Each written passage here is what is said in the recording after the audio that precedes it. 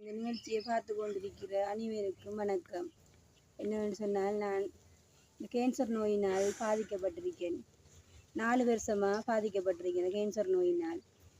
என் கணவர் என்னை விட்டு பிரிஞ்சு 13 வருஷம். நான் கஷ்டப்பட்டு தான் எனக்கு 2 பெண் குழந்தைகள் இருக்கிறது.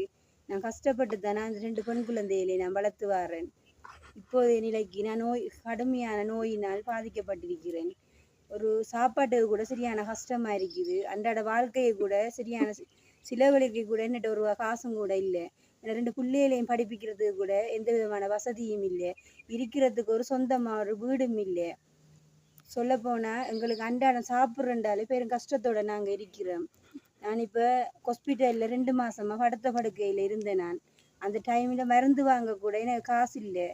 அப்போது அந்த காசு அந்த கொலோரா சிஸ்டர் என்று சொல்லி அந்த சிஸ்டர் தான் ஒரு மருந்துக்கு உதவி செய்திருக்கிறாவு. அப்புறம் சில பேர்கள் சகோதரங்கள் உதவி செய்திருக்கிறாங்க மருந்துக்கு. நான் என்ன சொல்ல வர்றேன்னு சொன்னால், எனக்கு சரியான கஷ்டம். எனக்கு இருக்கிறதுக்கு வீடு இல்லை. ஒரு சகோதரங்கள் கூட என்ன எல்லா பேரும் கைவிட்டுட்டாங்க. நாங்கள் இப்போ ஒரு கிராமம் ஒன்றில் நான் இருக்கிறேன். நான் இப்போ ஒரு சகோதர வீட்டில் நான் இருக்கிறேன். அந்த சகோதரி தான் எங்களுக்கு இடம் தந்திருக்காங்க. அங்கே தான் என் பிள்ளைகள் வந்து படிக்குதுகள்.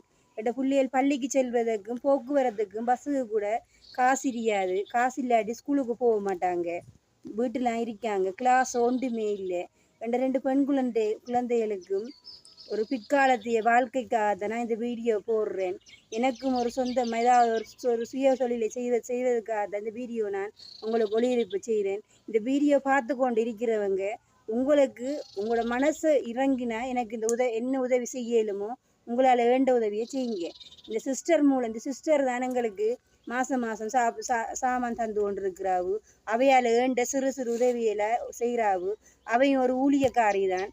அந்த ஊழியத்தை அவைக்கு வார வருமானத்தில் எல்லா பேருக்கும் பங்கிட்டு சிறிய உதவிகளை செய்து கொண்டிருக்கிறாவு.